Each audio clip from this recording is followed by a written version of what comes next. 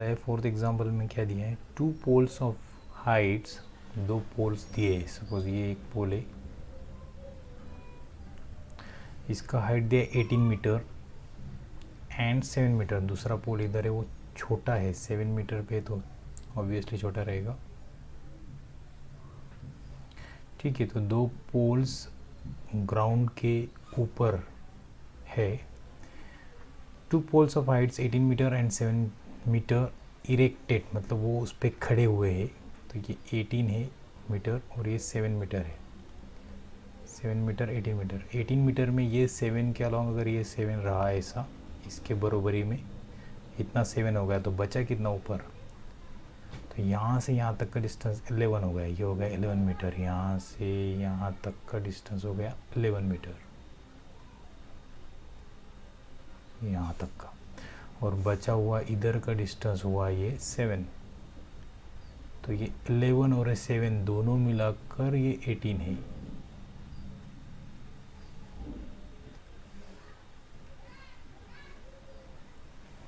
Okay, तो ये एक पोल है और ये एक पोल है।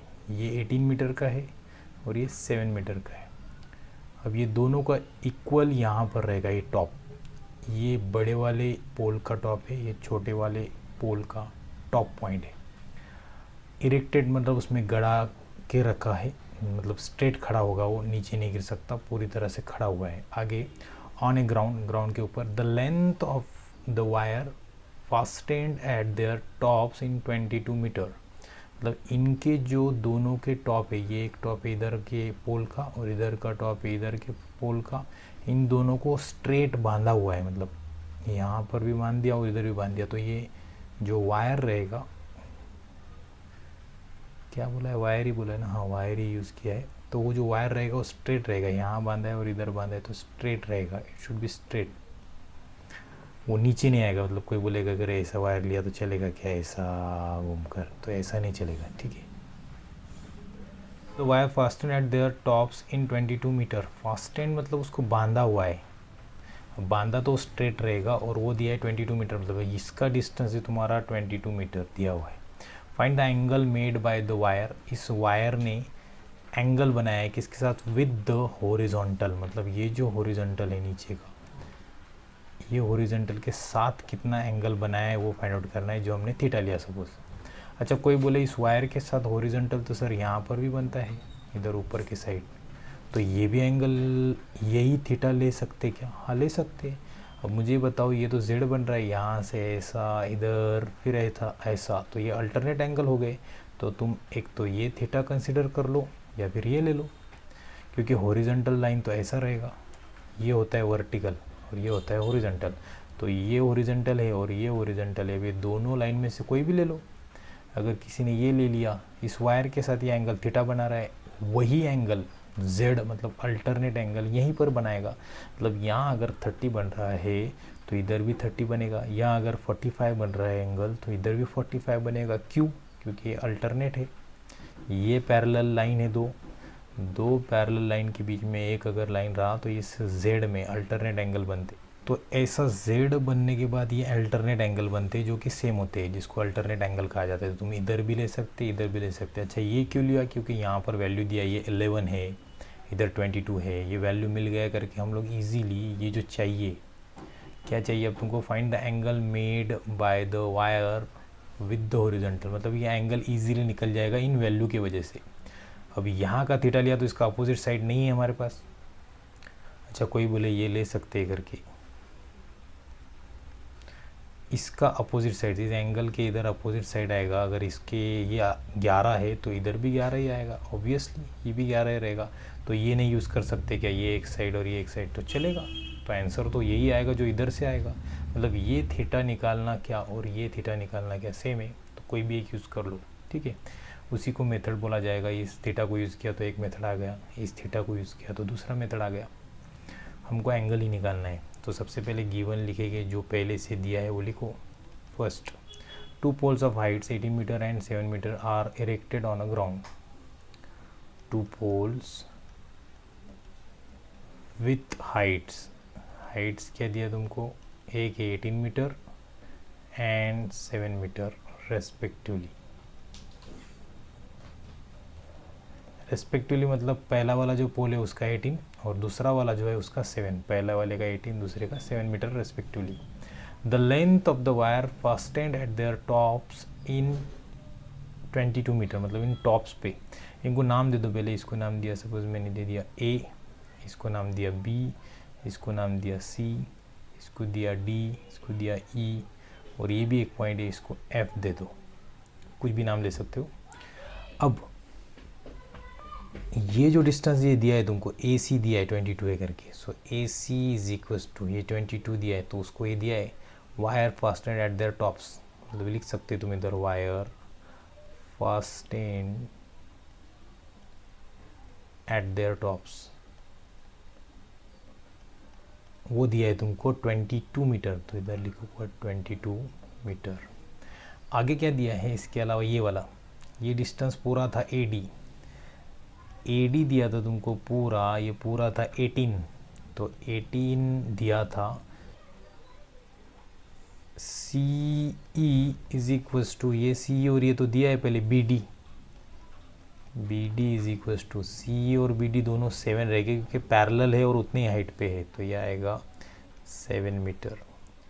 अब AB निकालेंगे, AB कितना आएगा देखो, AB ये है, तो ये पूरे AD में से माइनस करो, इस AD में से ये BD माइनस कर लो, तो AD कितना है, पूरा वाला 18 है, ये दिया है 18, तो ये 18 ले लो माइनस, BD कितना है, इधर लिया है BD 7, मतलब ये BD इसके इतना ही रहेगा, CE के इतना, तो 7 माइनस कर लो, तो ये आएगा 11 मीटर, मतलब ये मिल गया तुमको क्या, AB। So AB is equals to 11 metre. अब तुम्हारे पास AB भी आ गया, CE BD ये भी आ गया, उसके अलावा AD भी आ गया, AD इज़ 18 और AC भी है तुम्हारे पास। अब ये सब लगेगा क्या, तो सिर्फ हमको लगेगा AB लगेगा और AC लगेगा, ठीक है, एंगल निकालने के लिए। तो फर्स्ट मेथड 1, यहाँ से मेथड 1 स्टार्ट होता है, मतलब इसके लिए 2-3 मेथड है, कोई भी अप्लाई करो तुमको जो अच्छा लगे। फर्स्ट मेथड यहाँ तक तो सभी मेथड में यूज़ करना पड़ेगा ये पूरा। उसके आगे देखो, कोई बोला साइन यूज़ किया, opposite side divide by hypotenuse, sine opposite side divide by hypotenuse, तो साइन यूज़ कर लिया उसने, sine theta is equals to क्या आता है, अपोजिट साइड, डिफिनेशन उसका opposite side divide by hypotenuse is equals to, opposite side इस theta के सामने है 11 और हाइपोटेनस है इसका ये 22, 90 के सामने, ये 90 की साइड है, इसके सामने का साइड रहता है हाइपोटेनस, तो 22 है।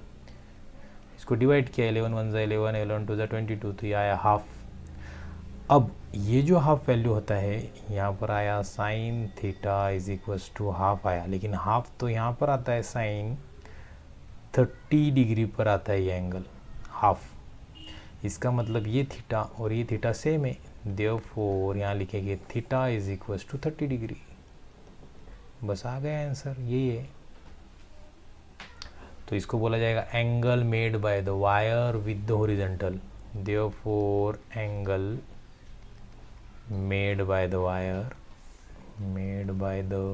वायर विथ हॉरिजॉन्टल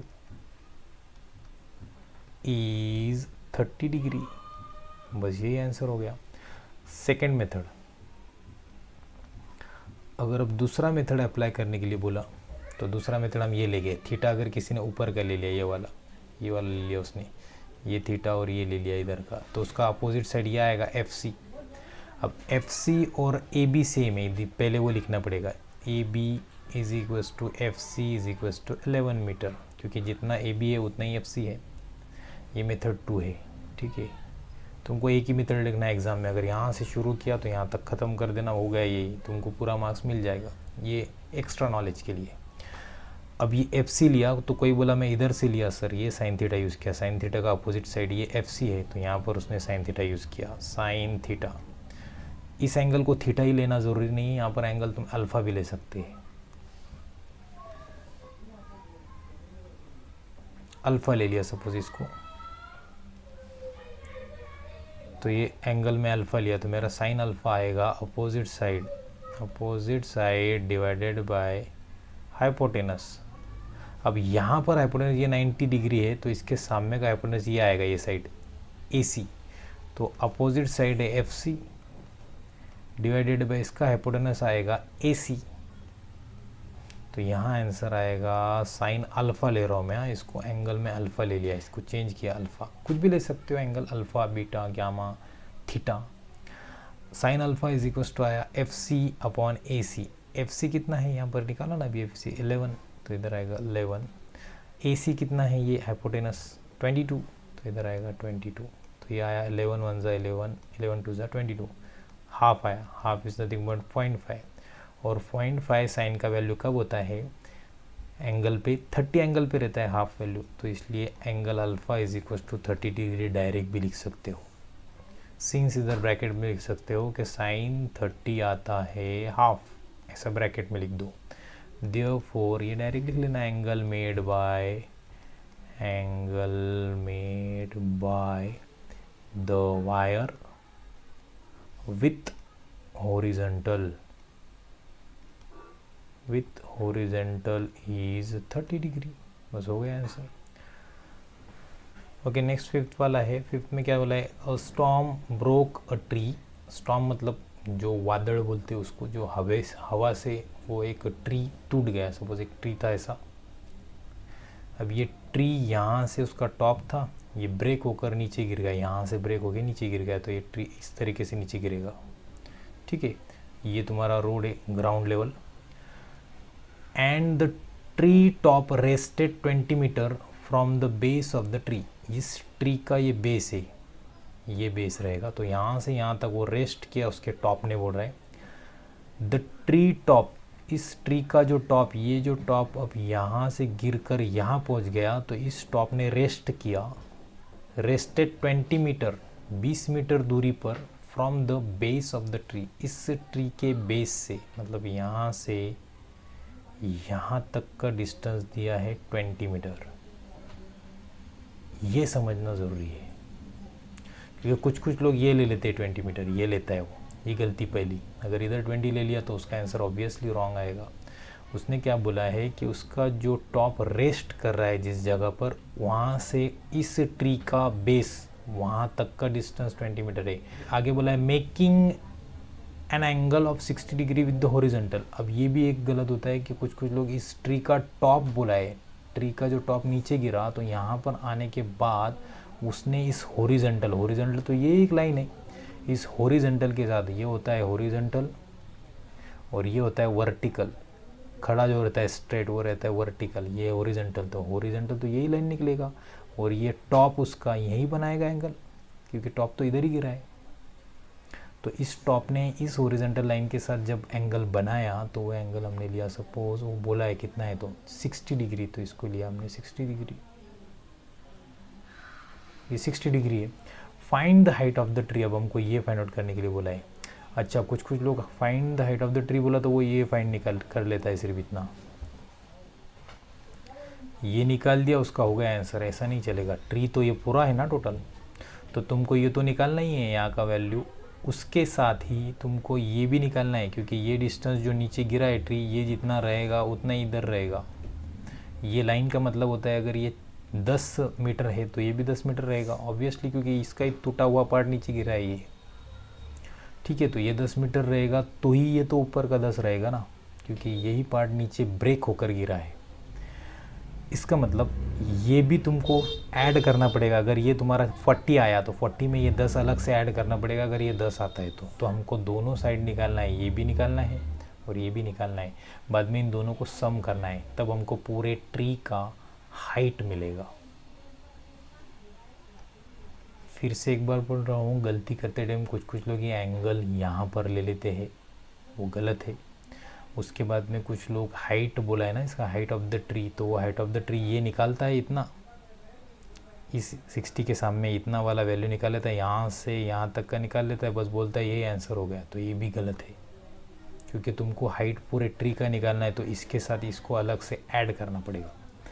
तो आंसर में आएगा गिवन, पहले लिखेंगे हम लोग क्या क्या दिया है पहले से। A storm broke a tree, इसको ब्रेक किया और वो नीचे गिर गया, and the tree top rested 20 metre from the base. अब इनको नाम दे दो, इसको नाम दे दिया मैं P, इसको नाम दे दिया A, इसको दिया B, इसको दिया C नाम, ये लगेगा हमको सब। तो ये जो 20 मीटर है from the base of the tree, tree से यहाँ तक का distance, okay 20 metre from the base of the tree, मतलब ये डिस्टेंस तुमको दिया 20 मीटर, तो BC दिया है। सो BC पहले लिखेंगे, BC is equals to tree top, जो टॉप है ट्री का वो, और वहाँ से कहाँ तक, base of the tree. Distance किसमें का, डिस्टेंस बिटवीन ट्री का जो टॉप है, tree top and base of tree, base of tree, इन दोनों के बीच का डिस्टेंस दिया है तुमको BC, और वो दिया है 20 मीटर। ये 20 मीटर है जो दिया हुआ है। उसके अलावा तुमको और क्या दिया है, एंगल दिया है। एंगल डायरेक्ट भी लिख सकते हो, ACB, angle ACB is equals to 60 degree, ऐसा लिख सकते हो। अब हमको फाइंड आउट करना है ये वाला। तो देखो यहाँ पर अपोजिट साइड दिया है और एडजेसेंट साइड दिया है, तो यहाँ tan यूज़ करो, दिया नहीं है तुमको, ये पहले ही निकालना है। तो opposite side divide bye adjacent use किया तो तुमको इजीली वैल्यू मिल जाएगा यहाँ का। पहले हमको ये फाइंड आउट करना है, ये मिलने के बाद में हम ये इजीली निकाल सकते हैं। अगर ये साइड और ये साइड मिल जाए तो हम ये निकाल लेंगे, ठीक है। तो पहले tan यूज़ करेंगे। tan 60 का फॉर्मूला क्या आएगा, tan 60 degree is equals to आएगा अपोजिट साइड, मतलब ये opposite side divided by adjacent side, adjacent side, ठीक है। तो वो आएगा अपोजिट साइड क्या है, देखो इसके 60 के सामने का साइड है तुम्हारा AB, AB है, डिवाइडेड बाई, इसको कुछ लोग x लेते हैं, वो लेने का ज़रूरत नहीं अगर नाम लिया है तो, डिवाइडेड बाय एडजेसेंट है 20, तो 20 इधर आया।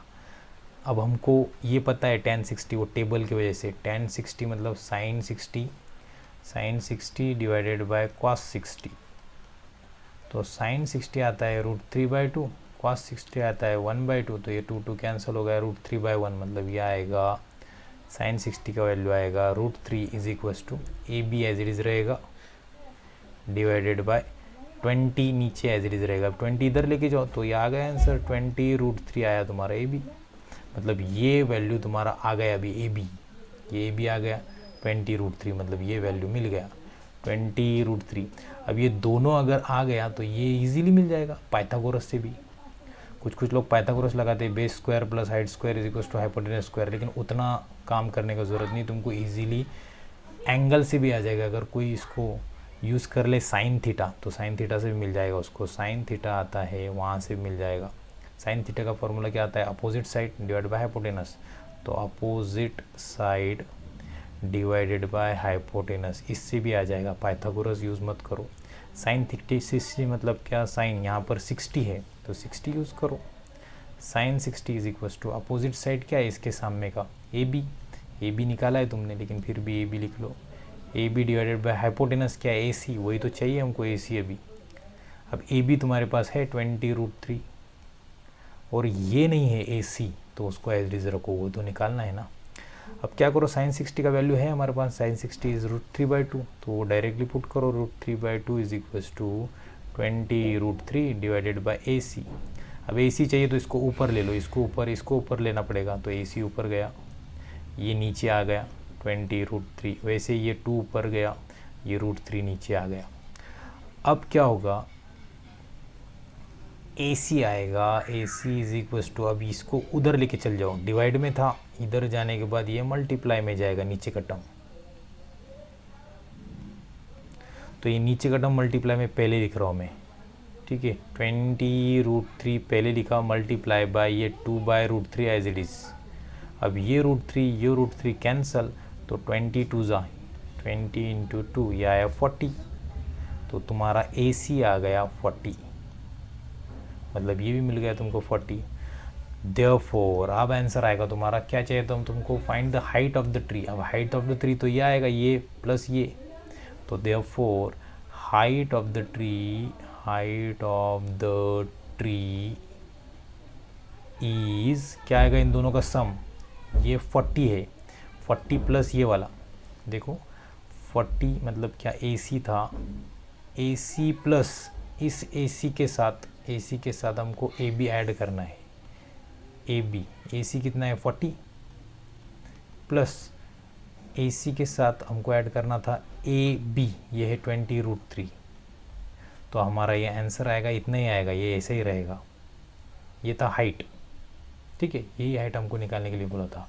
Therefore height of the tree is 40 + 20√3। अच्छा, कोई बोले ऐसा हाइट कैसे, क्या, तो देखो ये ए बी है और इसके ऊपर का जो पोर्शन है पी ए यहाँ पर गिरा था, तो गिरने के बाद में ये बढ़ेगा या कम थोड़ी ना होगा। इसको ठंडी लग गई और ये कम हो गया, ऐसा तो नहीं होगा। ये गिरने के बाद ट्री जितना ऊपर था वही नीचे गिरा है, तो ये दोनों सेम है, ये डिस्टेंस और ये डिस्टेंस सेम है, तो ये 40 और ये 20√3, तो ये हो गया total height of the tree, इसलिए 40 + 20√3।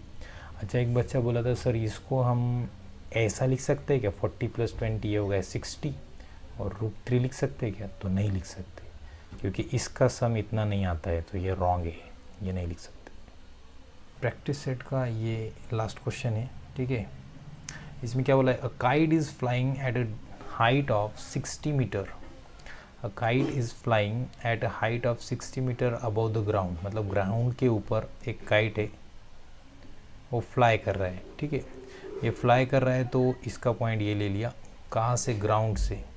एक ग्राउंड है तुम्हारा नीचे का, यहाँ से कितनी मीटर की दूरी पे, 60 मीटर, तो यहाँ से 60 मीटर स्ट्रेट डिस्टेंस लेते हैं हम लोग, तो ये रहेगा 60 metre.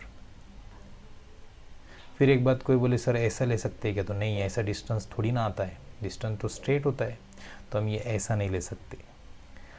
The string attach to the kite is tight at the ground, मतलब यहाँ से जो स्ट्रिंग है, जैसा वायर जैसा है या फिर जो तुम धागा यूज़ करते हो, वो स्ट्रिंग स्ट्रेट इधर लेकर एक जगह गाड़ा हुआ है इधर, तो ये नीचे नहीं आएगा, मतलब ऐसा कोई बोलेगा ऐसा नीचे गिर गया, ऐसा नहीं है, स्ट्रेट करके उसको गाड़ दिया इधर, ठीक है, टाइट किया, इधर यूज़ किया वर्ड टाइट किया करके, उसको टाइट करके इधर बांधा हुआ है। Okay, it makes an angle of 60 degree with the ground, मतलब ये जो वायर है ये ग्राउंड के साथ, नीचे ग्राउंड है, ऊपर थोड़ी ना आएगा ग्राउंड, तो नीचे ग्राउंड के साथ वो 60 डिग्री का एंगल बना रहा है, ऐसा बोला है, with the ground, assuming that the string is straight. फिर से एक बार बोला है कि ये जो स्ट्रिंग है, ये स्ट्रिंग जो दिया है इधर का, ये स्ट्रेट है, मतलब ये थोड़ा नीचे ऊपर नहीं है।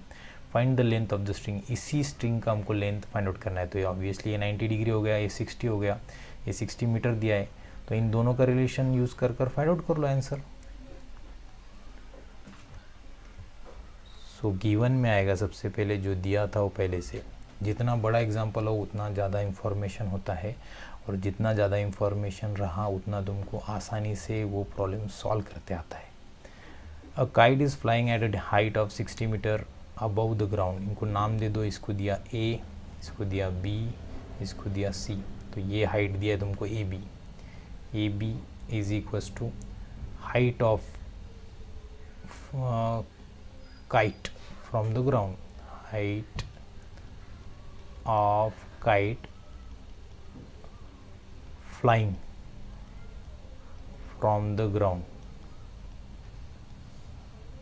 वो कितना दिया है तुमको, ये हाइट दिया है 60 मीटर, तो ये आएगा 60 metre.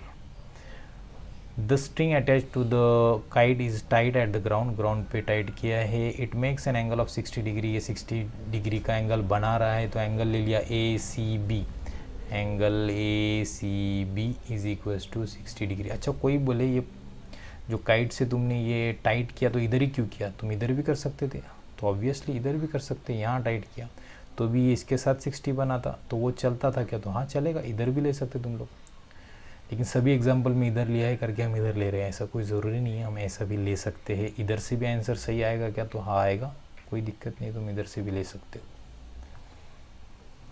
Assuming that the string is straight, find the length of the string. अब हमको इस लेंथ को फाइंड आउट करना है AC, तो उधर ले लिया AC इज इक्वल्स टू ये वाला length of the string, length of the string. अब हमको देखो इस एंगल का अपोजिट साइड दिया है और हाइपोटेनस पूछा है, तो इन दोनों में का रिलेशन वाला ही ट्रिग्नोमेट्रिक रेशियो यूज़ करो, वो आता है साइन थीटा। तो साइन थीटा का फॉर्मूला आता है opposite side divided by hypotenuse, अच्छा, कॉस यूज़ कर कुछ फ़ायदा नहीं, क्योंकि इस एंगल का adjacent side divide by hypotenuse अगर यूज़ किया कॉस, तो एडजेसेंट साइड भी दिया नहीं है और हाइपोटेनस भी दिया नहीं है, तो कुछ फ़ायदा ही नहीं है। कोई बोलेगा टैन यूज़ किया, तो टैन यूज़ किया तो opposite side divided by adjacent आता है, तो ये दिया है ये नहीं दिया है, लेकिन ये तो फाइंड आउट करना नहीं है क्योंकि हमको तो ये चाहिए ना। तो इसलिए डायरेक्ट इन दोनों का रिलेशन वाला ही ट्रिग्नोमेट्रिक रेशियो यूज़ कर लो, opposite side divide by hypotenuse, तो hypotenuse and opposite side use कर तो यही आता है साइन, तो इसलिए ये यूज़ कर लिया। अपोजिट साइड क्या है 60 के सामने का AB, और हाइपोटेनस क्या है 60 का ये वाला, हाइपोटेनस है तुम्हारा AC, जो हमको फाइंड आउट करना है। अब AB तुमको दिया हुआ है, तो ये साइन 60 आया तुम्हारा, that is equal to AB कितना है तुम्हारा, AB 60 डिवाइडेड बाय AC कितना है, AC हमको फाइंड आउट करना है, तो AC नीचे ले लिया। अब ये वैल्यू लिख लो, साइन 60 का वैल्यू आता है √3/2, और ये 60 divided by AC as it is, इधर सिंस लिख दिया, ये वैल्यू लिया करके हमने, साइन 60 आता है √3/2, वो टेबल का वैल्यू तुमको सबको आना चाहिए। ओके, अब क्या करो, AC चाहिए, तो AC इधर लेके चले गया, डिवाइड में था उधर जाके मल्टीप्लाई होगा, ये एज इट इज़ रखा 60, ये डिवाइड में था इधर आने के बाद मल्टीप्लाई में जाएगा, और ये मल्टीप्लाई में था इधर आने के बाद डिवाइड में जाएगा, तो ये AC आएगा दैट इज़ इक्वल्स टू 60 2 ज़ा 60 × 2 आएगा 120 डिवाइडेड बाय √3। अब √3 दिया है क्या, देखो दिया है इधर 1.73, तो वो यूज़ करो, 120 डिवाइडेड बाय 1.73 इधर ले लो 1.73।